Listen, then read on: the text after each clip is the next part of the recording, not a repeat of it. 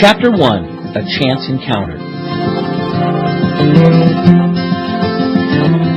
Crud. His hand hit the dashboard as he said it. I can't stand this car. That about sums up Michael Jones's life. Crud. And he can't stand it. 40 years old, a wife of 15 years he doesn't know how to connect with, and 2 kids he barely knows. Add to that a boring job that doesn't challenge him and hardly pays the bills. In a word, crud. Where had his life gone? Out of college, he and his wife, Amy, had been so filled with dreams. Their lives were ahead of them, and nothing seemed impossible. They were full of potential and wanted to do so much, but now they were nowhere near where they had hoped to be. Michael loved Amy, but it just wasn't what it could be. They had grown apart through the years, and he had no idea how to fix it. The kids are great, but again, there was just no connection with them like he thought normal families should have. And his job, definitely not what he wanted. A man his age making $40,000 a year with no upside? This was hardly what he had imagined for his life. It was what it was, and it seemed like he was stuck with a dead-end job and poor relationships. This wasn't the success and happiness he and Amy had planned for. But his life was about to change. This car is the worst, he thought as it convulsed and finally died. Going about 30 miles an hour when it stopped running, he guided it as it coasted to a stop along the road. He was on his way to a sales call, and he had never taken this road before. It was a long, winding road that acted as a shortcut between 2 major roads. Not many houses on this road, he observed. After the car rolled to a stop, Michael got out and walked around the car. It wasn't as though he would be able to tell what was wrong from walking around. He knew zero about cars. He knew how to put gas in it, turn the key over, and that was about it. No smoke, he thought, and that has to be good. He popped the hood and looked at the engine. All the wires seemed connected. All the caps were on. He didn't have any idea what to do. I should have taken auto shop class in high school, he thought. Michael reached inside his jacket for his cell phone. He figured he could call a mechanic friend he knew and see if he could get some help. He flipped the phone open and saw the worst. No cell coverage there. Just my luck, he said out loud. They can put a man on the moon and clone a sheep, but they can't put a cell site up where I need it. He looked around trying to decide which way to start walking. Up ahead about 200 feet was a bend in the road, and he couldn't see what was further on, so he decided to go that way, just hoping there might be a house beyond the bend. As he walked, he kicked the gravel along the road. Frustrated, alone, and stuck. That's how he felt right now, about this situation and life in general. As he turned the corner, Michael came across something he had never seen in real life before. Sure, he'd seen many in magazines and on TV, but never something like this with his own eyes. Nice pad. Michael found himself standing in front of the most beautiful home he'd ever seen. Home may not even be the right word for it. Right at the roadside was a huge gated entrance. The large brick and wrought iron fence stretched at least 500 feet along the roadside, and the gate was at least 10 feet high. Behind the gate was a house that had to be over 10,000 square feet. It was a white plantation style that had 12 two-story pillars across the front, which made sense, since the sign at the side of the gate said 12 pillars. It was magnificent. Michael stood in front of the gate for a few minutes, just looking in awe at the structure. Finally, he snapped back to reality and realized that he had to get his car fixed. He didn't see any other houses nearby, but he didn't know how to get to the house in front of him either. Just then he saw an old man in white coveralls emerge from what looked like a workshop just to the right of the driveway. The old man walked toward the gate. When he got about 25 feet from the gate, the old man spoke. "Can I help you, young man?" I hope so. My car broke down and I can't call anyone because my cell phone doesn't work out here. Can I borrow a phone?" "Well, why don't you let me take a look at the car first? Maybe I can fix it." The old man was about 70, Michael figured, about 5'11", medium build, pretty good shape it looked like. He was obviously the caretaker for the mansion.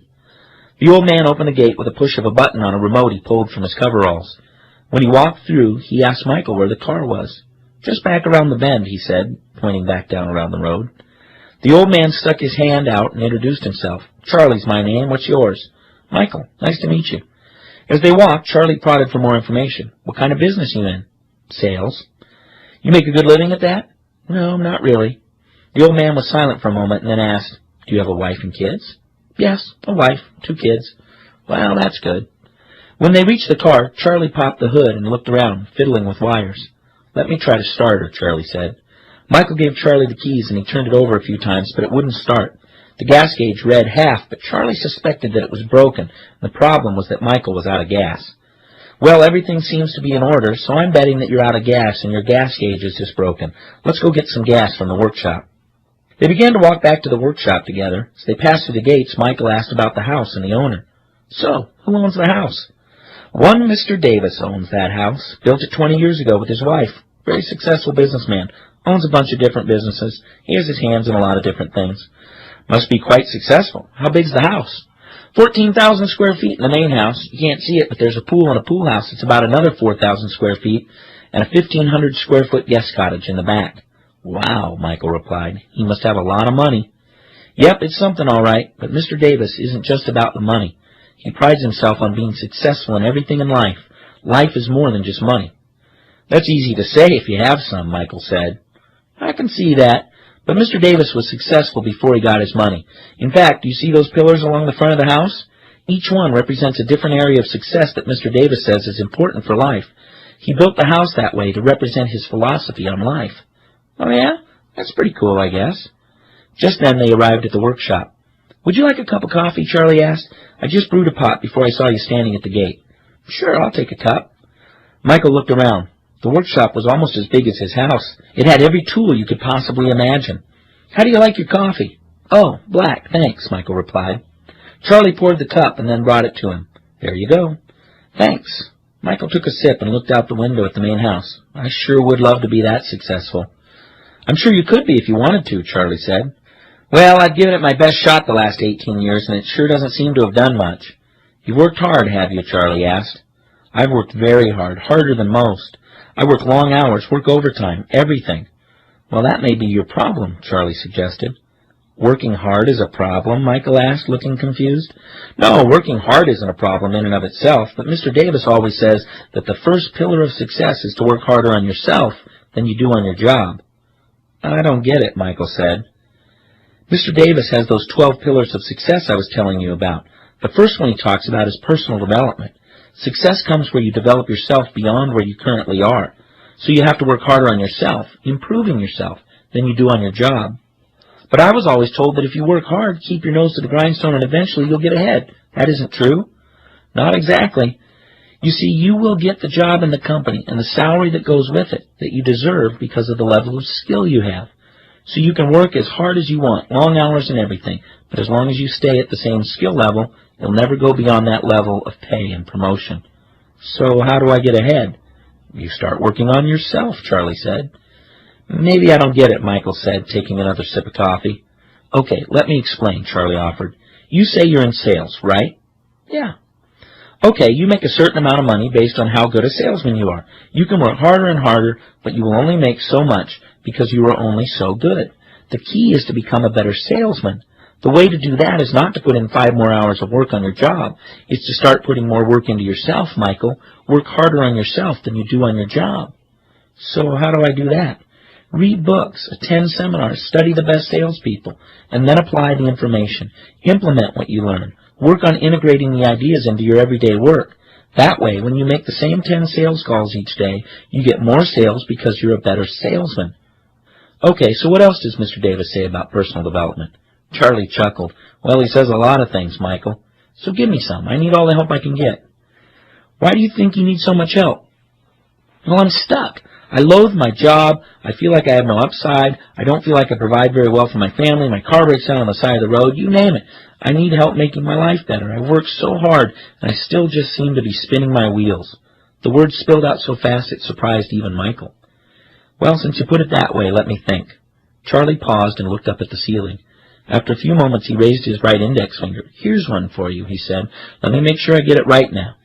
Mr. Davis says, every life form seems to strive to its maximum, except human beings. How tall will a tree grow? As tall as it possibly can. Human beings, on the other hand, have been given the dignity of choice. They can choose to be all or they can choose to be less. Why not stretch up to the full measure of the challenge and see all that you can do?" Charlie smiled, proud that he got it just right. "But I have tried," Michael protested. "I'm not suggesting that you haven't. Maybe you have. The idea is that most people quit. Maybe you've given up, Michael. That's my impression anyway. With all due respect, it sounds as though you've worked hard, found that you're stuck, and perhaps have given up. Maybe it's time to stretch and grow again. Yeah, maybe so. Maybe so. I just want things to change for me and my family. Charlie stood up and began to walk to the back door. Come with me. We'll get you some gas, and on the way back to the car, I'll give you one last thing to think about. Charlie and Michael went out and got a gas can, filled it, and walked back to the car. Once they were there, Charlie took the few gallons of gas he had brought and poured it into the tank. Give it a try, Michael. From inside the car, Michael turned the key and pumped the accelerator. After a few seconds, the engine came to life. I can't believe it, he thought. I guess I should get that gauge fixed. There was a knock at the window. Michael rolled it down and looked up at Charlie. Thanks a lot, Michael said. I'm a little embarrassed running out of gas and all. What do I owe you for the gas? Oh, nothing. Nothing at all. Consider it a gift from Mr. Davis. Okay, Michael said, smiling. I will. Tell him thanks for me. You know, I owe you one more piece of Mr. Davis's advice, Charlie said as he leaned down closer to Michael. Oh, yeah, what is it? Michael was excited. You say you want things to change for you and your family, right? Yes, I really do. Mr. Davis says that the only way things are going to change for you is when you change. What are you going to change that will in turn change your life?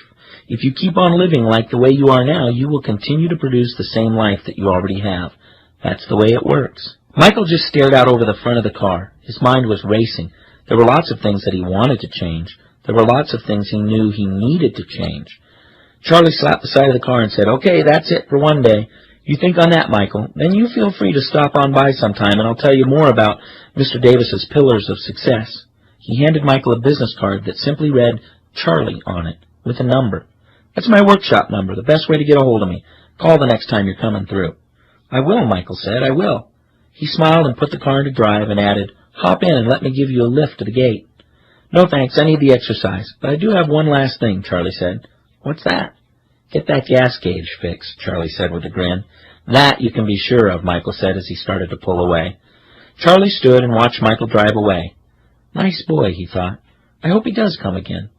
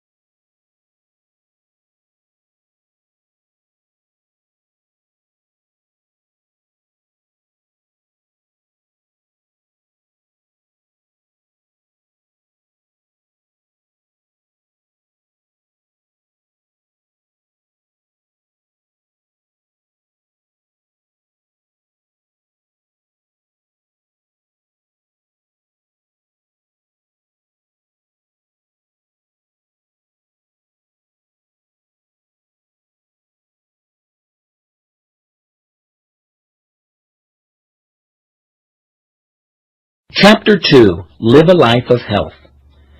Michael knew that he would be passing by the estate where Charlie worked, so he called the number Charlie had given him and asked if he could stop by.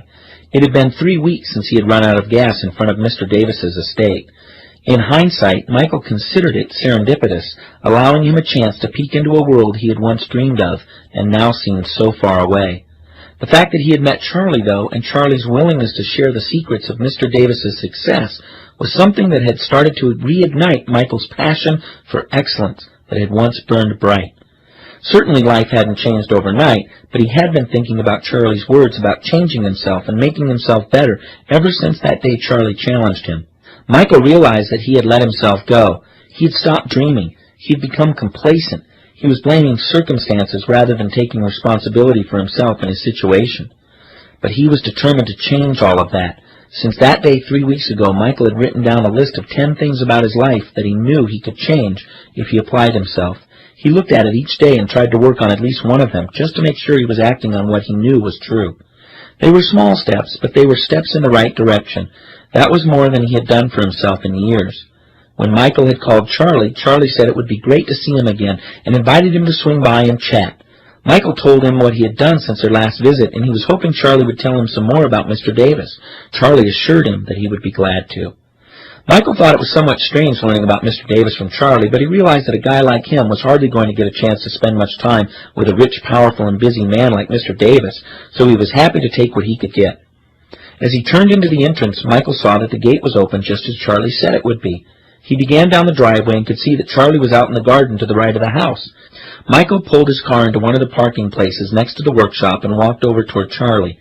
He looked toward the house, wondering if he would ever see any of the Davis family, perhaps even Mr. Davis himself. The sun was shining beautifully, and when Charlie looked up to greet Michael, he held his gloved hand up to shield the sun. "Hello, Michael. Good to see you again." "Well, great to see you too, Charlie." Charlie motioned to the garden. "You don't mind if I keep on weeding and pruning while we talk, do you?" "No, not at all," Michael replied. "I'm glad you called to stop by. You were coming through anyway?" "Yes, I have an appointment this afternoon, but I wanted to drop by if you were around." "Well, I am certainly around. What's on your mind?" "I've been thinking about our last conversation. Quite a bit, actually." "You have?" Charlie asked as he knelt back down to work on the flowers he'd been tending to. "What have you been thinking?" "Just about needing to change my life and work on myself. I'd given up and just accepted mediocrity. I realized that I want more out of life. I mean, seeing Mr. Davis's house and all, it gave me a little vision of what I could become. Not that I'll ever become as rich and successful as Mr. Davis, but it showed me that more is possible. Does that make sense?" "Certainly does, Michael. Seeing what others have accomplished can provide you with a positive ambition of your own." "This may seem strange," Michael said, "but I'm wondering if you wouldn't mind telling me the other 11 pillars of success, as Mr. Davis puts it. I was thinking that from time to time maybe you and I could get together and you could tell me more about Mr. Davis and how he got to be where he is in life." "I think that would be fantastic, Michael. I get the feeling that you're ready to grow some." "So, what do you want to know?" "Well, why not just tell me the next couple of pillars? I'm assuming you know them all, right? Sort of like the 10 Commandments?" He said this with a slight chuckle. "Well, they aren't quite the 10 Commandments, Michael, but they are important nonetheless, and yes, I know them quite well." "I have 30 minutes. Next time I'll schedule more if you can do it, but maybe you could tell me the next 2 today and I can begin working on them." "Did you work on the first one yet?" "That's important because you have to apply what you learn," Charlie said. "I did apply it. I made a list of things I can control to change in my life, and I've taken a couple of small steps towards improving." "Very good, Michael. I'll be glad to tell you the next 2 then." Pillar number 2 is total well-being. Mr. Davis believes in what he calls 3-dimensional health. What's that? Well, when you say health to most people, they think of your physical well-being, but Mr. Davis thinks of it as more than that. He thinks that a person is made up of 3 parts, the body, the soul, and the spirit, 3 dimensions. Okay, I could guess, but can you explain it a little more than that? Sure. We have our bodies, that's obvious, but we also have our soul, which is basically our intellect and our emotions, also our will. And then we have our spirit. That's the part of us that transcends this world. It's the part of us that is designed to be eternal. The fact is that most people pick up one of those and work exclusively on that area. Mr. Davis thinks that we need to work on each area because they're interdependent. What do you mean they pick one area and work on it? Well, you have some people who work on their physical health. Now, don't get me wrong, we need to work on ourselves because for so many people that's an area they neglect. Have you ever noticed that some people take better care of their pets than they do themselves?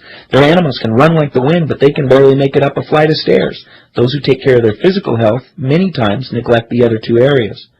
Other people are all about the intellect and forget their bodies or spirits. And then there are people who are so spiritual, they're no earthly good. Mr. Davis believes that you function best when you live in balance. Are you in balance, Michael? Michael looked down at his 40-year-old stomach. Not bad, he thought. Well, I'm in pretty good shape. I could work out a bit more. What about your intellect, your emotions, and your spiritual life, Charlie pressed. I admit I don't read much. I watch television when I have free time. That won't do you much good, Charlie broke in. Michael continued, As for my spiritual life, he just let it go because he didn't know how to answer. Cat got your tongue? Charlie kidded, looking up. No, I just don't do much with that. Well, it is also very important, the most important. Mr. Davis says that it's like a 3-layered onion. You peel each layer back until you get to the core. Spiritual is at the core, and it is the most important. Then the second layer is the soul, and the outer layer is the physical, the body. Each part rests on the one below it, and it is only as strong as the layer below. That make sense? Yeah, I guess so. So where do I start? Well, you can start by going back to your roots. Did you grow up with any spiritual influence? Yeah, sure did. Went to church every week. Well, there you go. Start there. Read good material that will help you reflect on your spiritual life. That's a good place to start. What about the physical? I don't get much time to exercise. You need to start, even if it's just a half hour a day. You're married, right? Yeah, I sure am. Ask your wife to go on a nightly walk for half an hour. She'll love it, and you'll get some exercise. The idea is to get started. Mr. Davis always says that we should take good care of our body because it's the only place we have to live. Well, that's a good idea, Michael said. Michael looked at his watch and realized he only had another 10 minutes or so. He wished he'd given himself more time. What's number 3?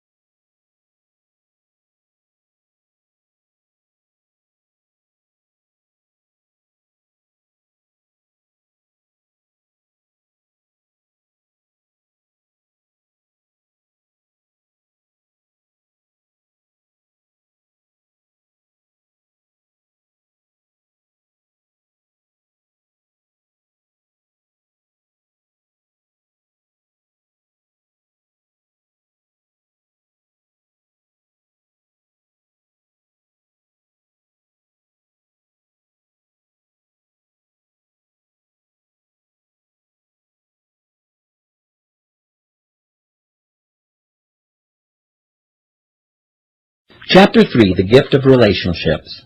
Ah, yes, the third pillar of success. I'm glad you asked this because this is the perfect setting for discussing this. The third pillar of success is to make the most of the gift of relationships. The gift of relationships? What does that mean? Mr. Davis likes to say that the greatest gift the grand designer gives is the gift of other people. Yes, relationships can be hard, but they're also what the joy of life is made of. They can be hard, all right, Michael said. Michael, relationships represent the most beautiful highs of life as well as some of the most tormented lows of life. It is all what you learn to make of them. That is why it's good that we are discussing this now, and here. Michael looked around him and saw nothing but flowers, dirt, yard tools, and a bag of fertilizer. Here and now? I don't get it. Mr. Davis says your family and your love must be cultivated like a garden. Time, effort, and imagination must be summoned constantly to keep any relationship flourishing and growing. He paused, looking down around him, and then continued, Michael, tell me about your family. I have a wife, Amy, and 2 kids. Mike Jr. is 11 and Jennifer's 9. They're great. And the relationship, is it great? You ask too many questions, Michael deadpanned. No, the relationship isn't great. It used to be. Amy and I were so in love. We had dreams. We were excited to set out on our own. And then we just fell into life. Work was hard. We had kids. We let things slip. And we woke up one day wondering who the other person was. I see. The weeds crept in. The weeds? Yes, like a garden. The weeds crept in, Michael. This is why it's good to be here, in the garden. You see, relationships are the backbone of our existence. We need to cultivate them as best we can. When you are on your deathbed, you want your family there with you, sending you on your journey. That is the sign of an excellent life. You can gain every possession in the world, but if you lose your relationships, what good has your life been? No, instead, you must tend to your relationships, like this garden. I'm listening. Michael, how do you like my garden? It's beautiful. Mr. Davis is lucky to have you take such good care of it. Yes, it is beautiful, if I do say so myself, Charlie said with a grin. But it didn't get that way by itself.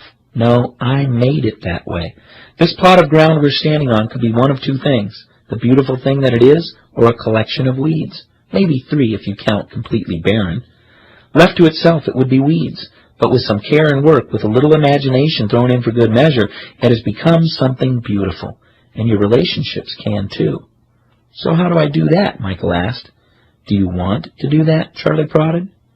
Michael didn't answer right away, but then said, Yes, of course I do. That doesn't sound too convincing. I do. It's just what? It's just hard. Of course it's hard, Michael. Life is hard. Success is hard. If you want easy, you can have it, but you won't get much of anything else, especially not anything of value. That which is valuable is hard to get. That's why so few go for it. Do you think that tending to these gardens is easy? No, but they sure look great when you get them done, and they provide enjoyment. And the neat thing is that once you get them up and running, then the maintenance is easier to keep them going. If you let them get bad, though, boy, watch out. Lots of work then. Tell me about it, Michael said, somewhat dejected. Don't despair, Michael. You can still pull it out. Let's give you a plan for tending to that garden you have at home. Remember that I said it takes lots of time, effort, and imagination? Yeah. Well, let's think how you can begin to apply that to your marriage. And a brief parenthetical statement here. These principles work for any relationship. They work for work relationships, people at your church, your friends, anything. Time, effort, and imagination. Okay, so what do I do? Let's start with time. Spend more time with Amy. Spend more time with the kids. Spend more time with your friends. Remember, life is always about the relationships, and the way to build relationships is by giving them time. But it's hard with work and other responsibilities, Michael argued, albeit pathetically. That is why we say effort is needed. People are hard. You are hard to be around. I'm hard to be around. It's a fact of life. People aren't perfect. That makes it hard to deal with them. But we all need people, especially if you want to be successful. You cannot succeed by yourself. It's pretty hard to find a rich hermit. Again, Michael chuckled. That it is, I suppose. It takes effort to make the time. It takes effort to put up with another person's faults. It takes plain old effort. Michael checked his watch. Okay, I got it, but I have to get going. What about imagination? Imagination just means that you have to see with your imagination what the relationship could be. Use your imagination to take Amy out for a date like you used to. Use your imagination to plan a fantastic vacation for your family. Use the creativity that you use on the job to be successful in your family. I guess I have been neglecting it lately. and you have the weeds to show for it. Now you have to go, but here's your assignment. The next time you come back here, I want to hear about this garden you're growing through time, effort, and imagination." "Well, I may have to pull a few weeds first," Michael said. "That's okay. Speak to your wife. Ask for forgiveness. Tell her what you want to do. Pull those weeds and plant some beautiful flowers so they may bloom." Michael stuck his hand out, and Charlie took it. They shook hands firmly as Michael looked Charlie in the eyes. "Thanks, Charlie. I appreciate it." "My pleasure, Michael."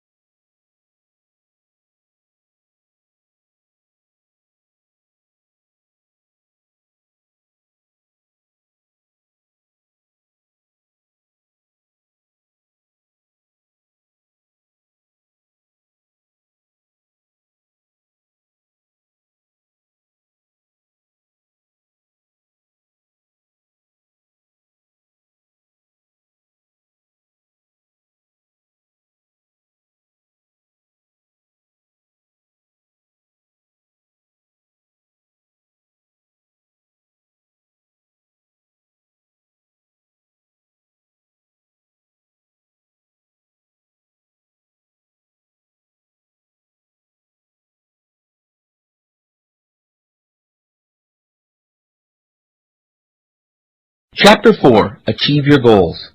Max Diner is exactly the kind of place you would expect a maintenance man to hang out. Small place next to the road, gravel parking lot with pickup trucks populating it, the smell of fried food hitting you when you're still 10 feet from the front door. In other words, perfect. It had been about 4 weeks since Michael and Charlie had last met, so Michael called Charlie to arrange getting together. Charlie had to run some errands and knew a great little diner that would be in the middle for both of them, and that's how Michael had come to make his first trip to Max. He saw Charlie talking with some other old-timers in the back corner, all of whom were wearing the same ubiquitous uniform of estate maintenance men everywhere, white coveralls. When Charlie saw Michael come through the door, he excused himself from the others and met Michael halfway into the diner, walking somewhat slowly. "Hey, Michael, great to see you. You look good." "You do too, Charlie, but you're walking a little slow. Everything okay?" "Just age. Us old folks take a while to get places. You'll see." "Okay, just checking on you." "Well, let's grab this table right here," Charlie said, pointing to an empty table that looked just like you would expect a table to look in an old diner. The two men took their seats as a waitress came over and asked if they would like coffee. "Absolutely," Charlie said. "Michael?" "Yes, please." "I'll be right back," she cheerfully said. "Well, she's in a happy mood," Michael noticed. "That's Sue. She's always happy, it seems. Great attitude." "So, Charlie, how long have you worked at 12 Pillars anyway?" "Since the very first day. Even while it was being built, actually. I've been there for the whole thing." "So what did you do before that?" "I was in business. I did okay for myself. When I retired, I realized I loved to take care of things and fix things, do gardening and the like, so that's what I spend my days doing now." Charlie changed gears. "So how's Amy?" Oh, she's good, really good, actually. That's the main reason I wanted to get together with you, to tell you about how things have gone since you taught me about gardens. Well, do tell, Charlie prodded. It's simple, really. I just went home and started thinking about my relationship with Amy like I would if I was planting or maintaining a garden. Not that I'm Mr. Expert Gardener or anything, but the metaphor really worked for me. It gave me something to use as an example. The main thing is that I just started putting more time into the relationship. How so? Sue, the waitress, arrived with their coffee, and Michael waited for her to set it down. Anything to eat today? Not for me, Charlie said. Just coffee for me. Thanks. Back to the matter at hand, Michael said with a smile. To answer your question, I started making time first and foremost by doing a night each week where I get a babysitter and we go out for something Amy wants to do. Her choice of restaurant, movie, bookstore, whatever. She loves it. It's been like a ray of sunshine on a flower. That's great, Charlie said. I'm so glad for you. You'll have to keep me posted as it progresses. Just remember that once a flower blooms, it still needs water and sun to keep it from wilting. The work isn't over when the color comes out.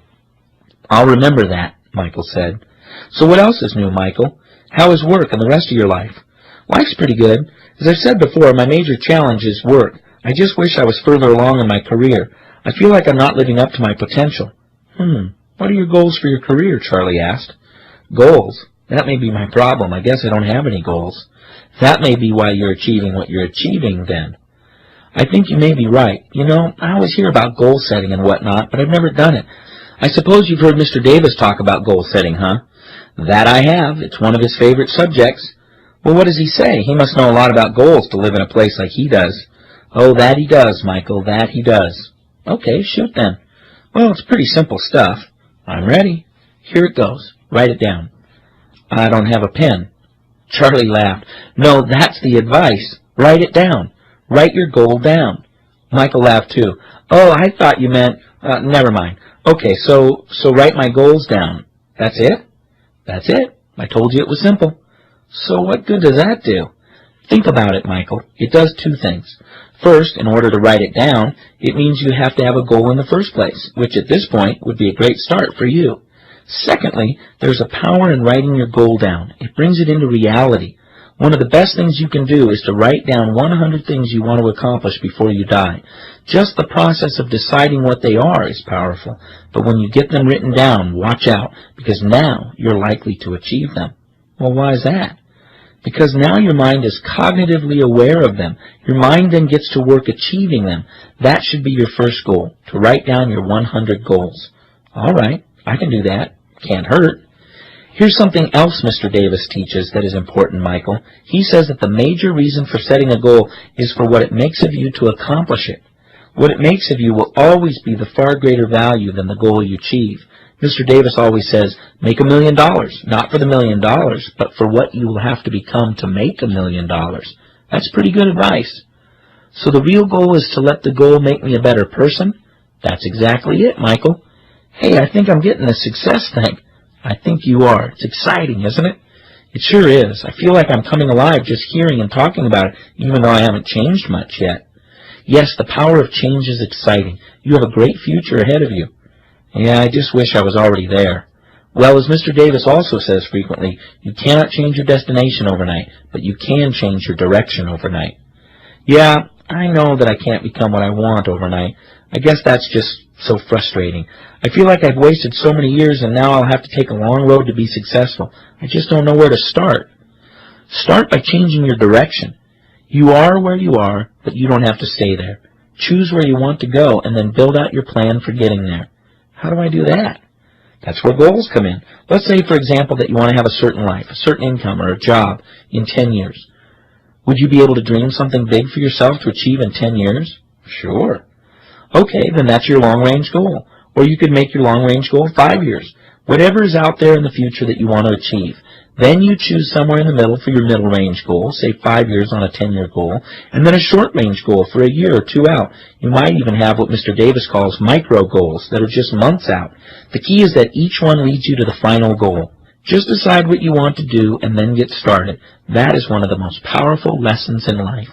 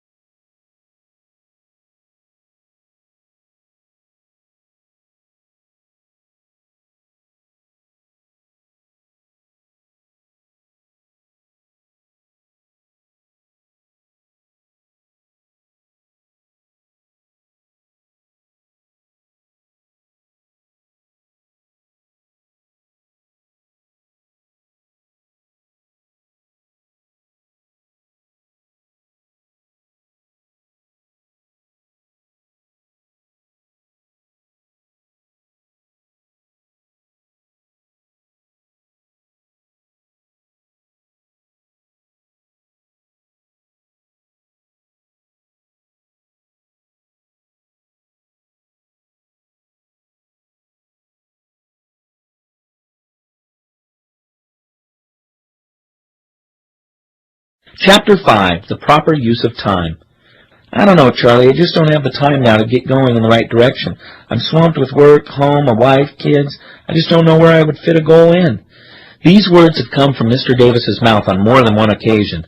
We must all suffer from one of two pains, the pain of discipline or the pain of regret. The difference is discipline weighs ounces, while regret weighs tons. Very important words are those, Michael. I guess I don't get it.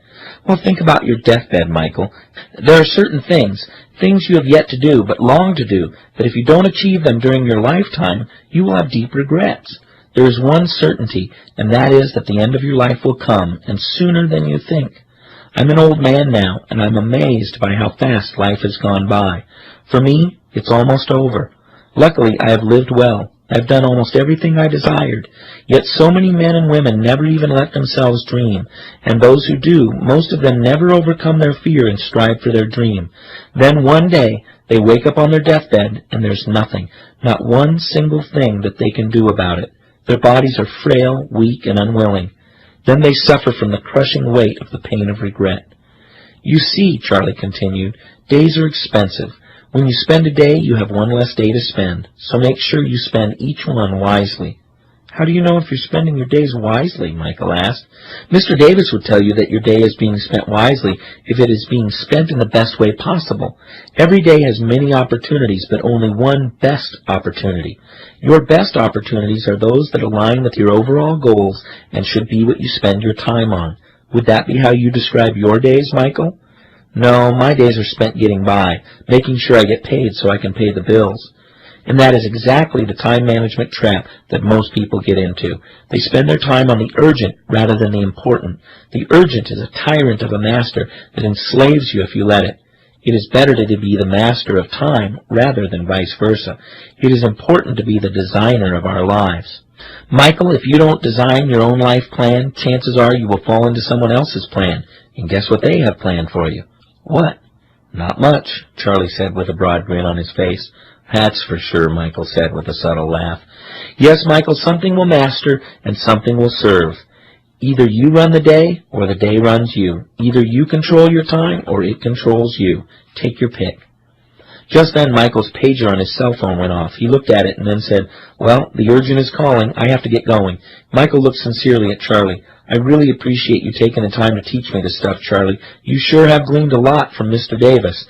It's great of you to pass it on to me. Thanks. And Michael was on his way to put out some unimportant fire.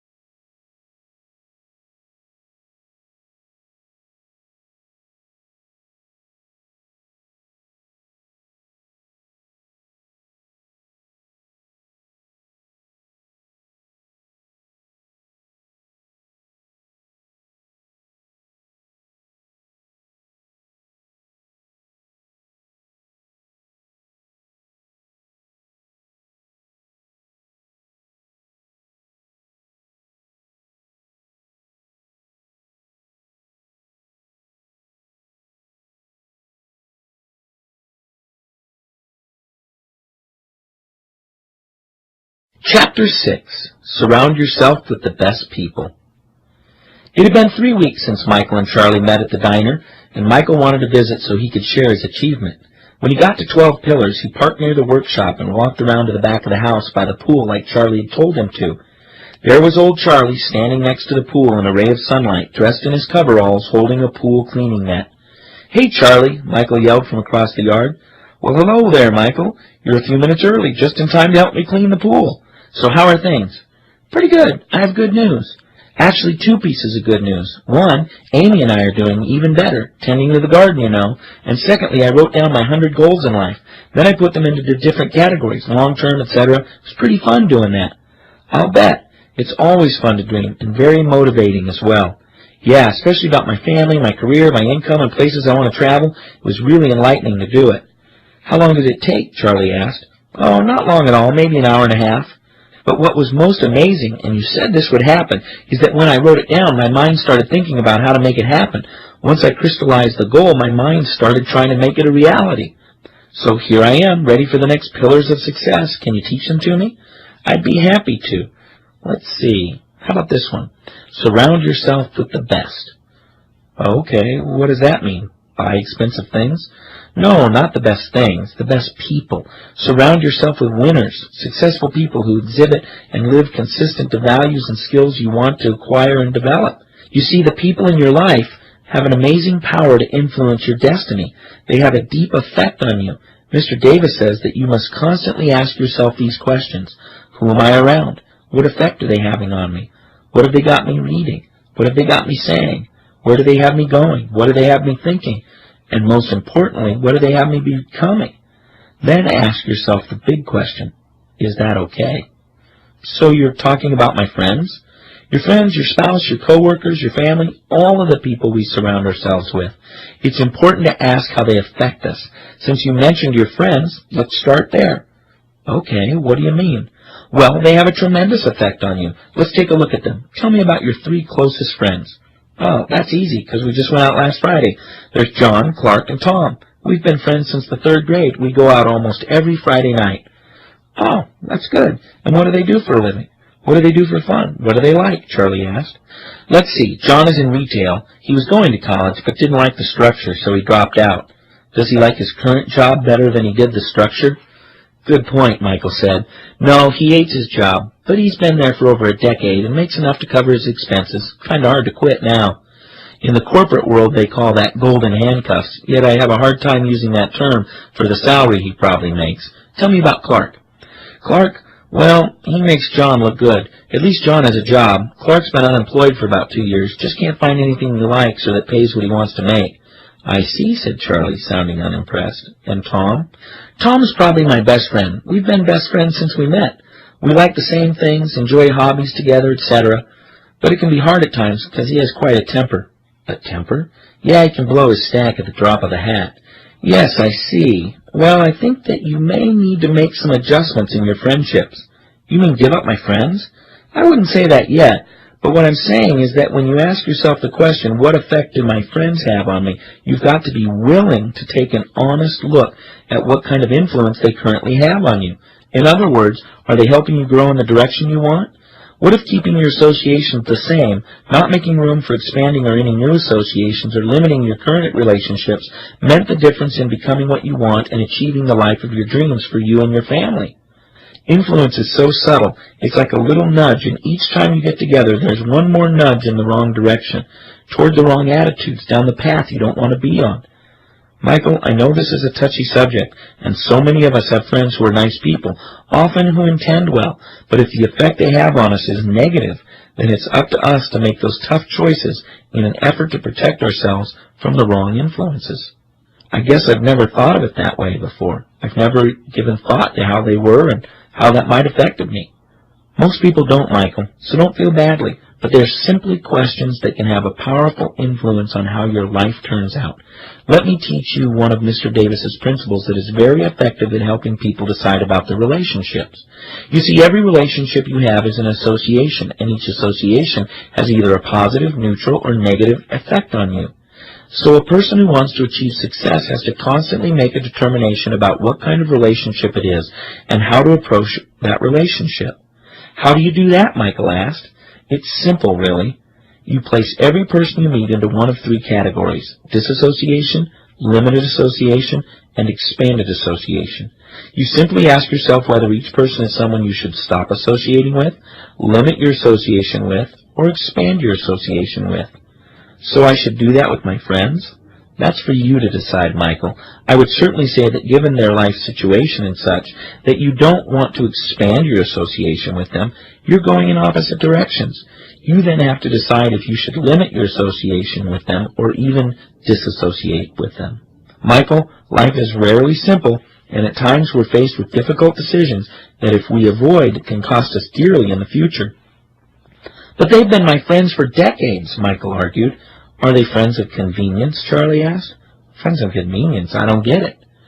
I wonder if they aren't your friends because it was easier to continue the relationship with them than it was to pursue new relationships. Again, silence from Michael. Charlie was really pushing buttons now. Charlie continued. All along the path of life, you had points where you could have chosen to develop new relationships. You still can. Successful people look for relationships with other successful people who will push them, challenge them, and encourage them to become better. So how do you find people like that? I'm glad you asked, because it reminds me of something Mr. Davis says all of the time. He says to attract attractive people, you must be attractive. To attract powerful people, you must be powerful. To attract committed people, you must be committed. Instead of going to work on them, go to work on yourself. If you can become, you can attract. Michael was deep in thought about the people he admired and wished he could spend time with. Charlie interrupted his thought. And do you know what happens when you begin to hang around and associate with more successful people? What? A few things. First of all, you open yourself up to all sorts of new knowledge. Knowledge about how the world works, how business works, how to better your relationships. Second, you open up for yourself a vast new network.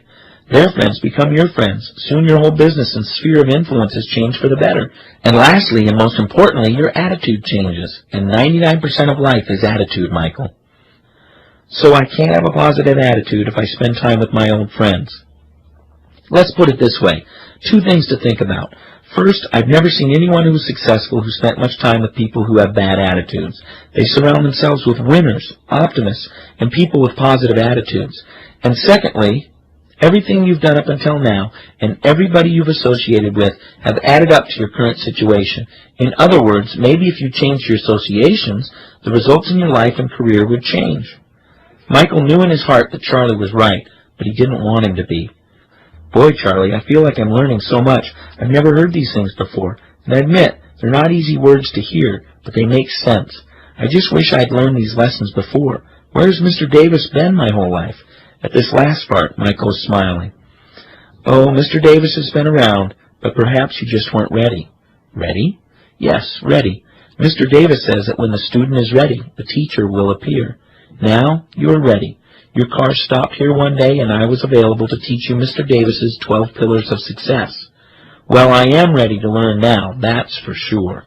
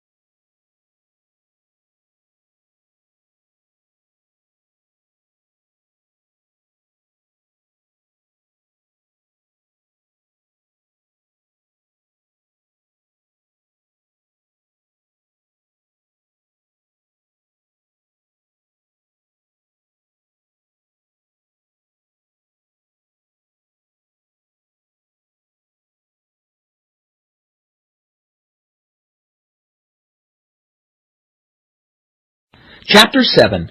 Be a Lifelong Learner. That's great, Michael, great.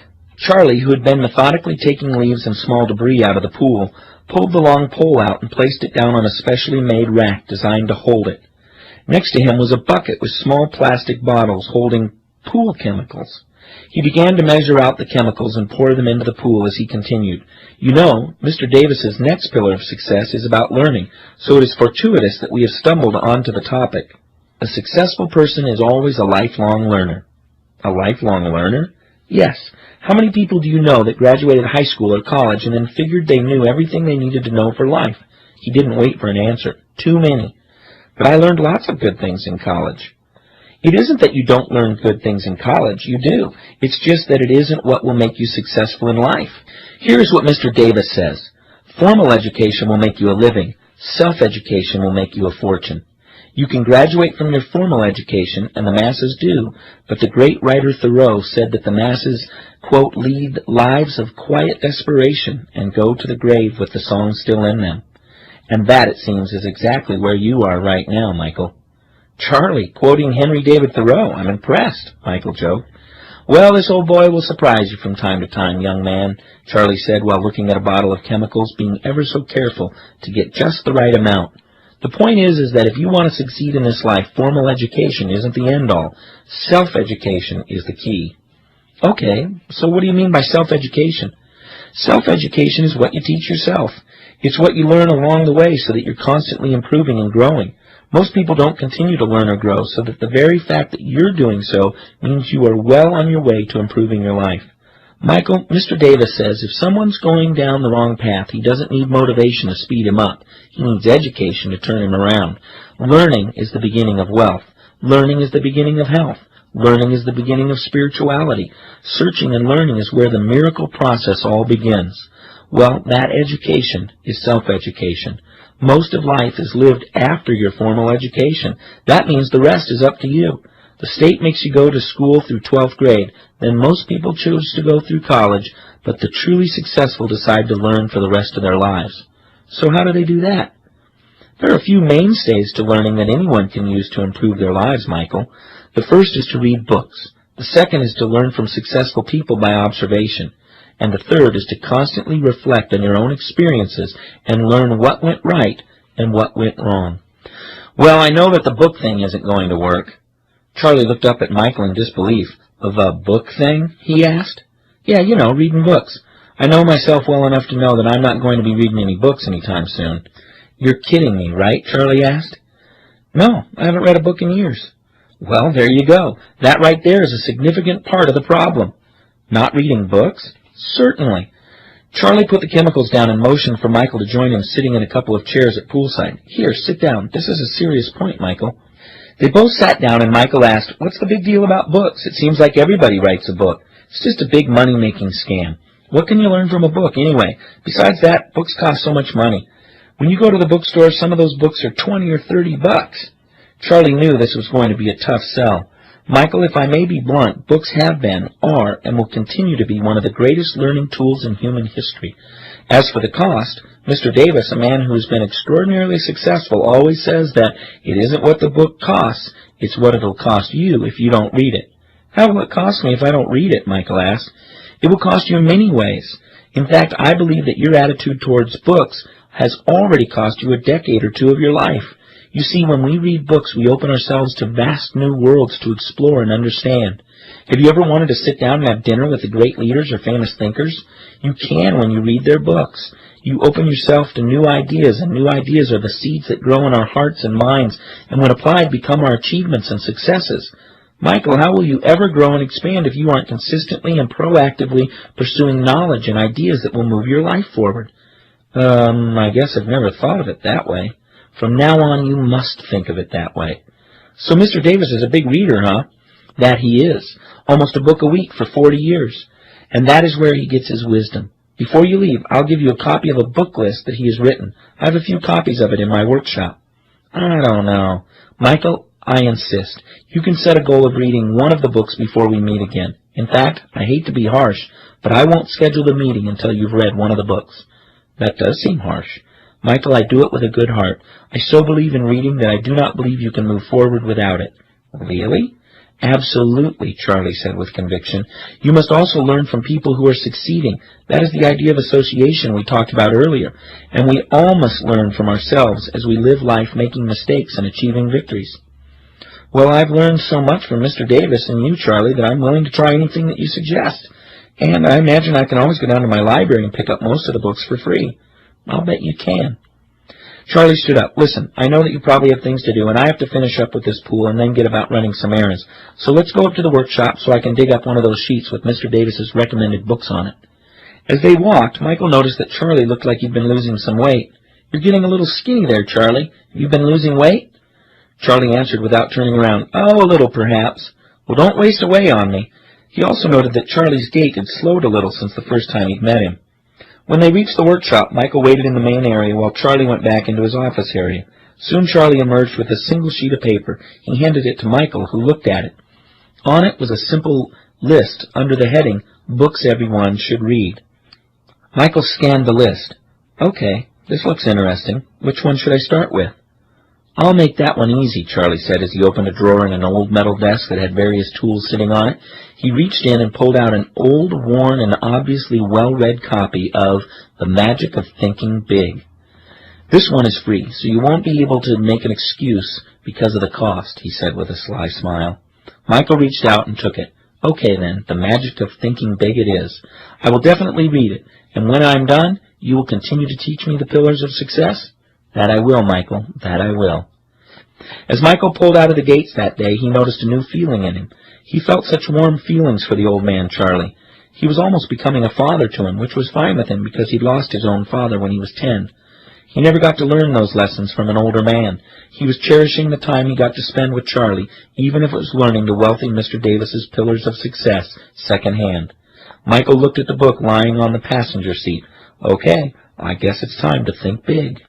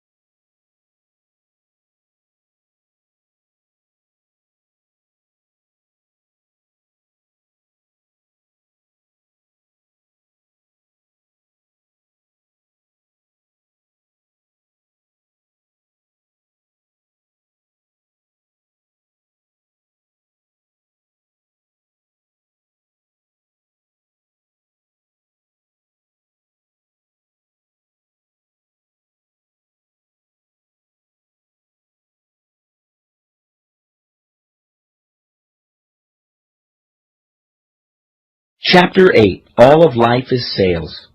It had taken a month, but Michael finished the book that Charlie had made required reading. Michael had enjoyed it more than he thought he would. Now he was excited to get back to 12 Pillars and meet with Charlie again.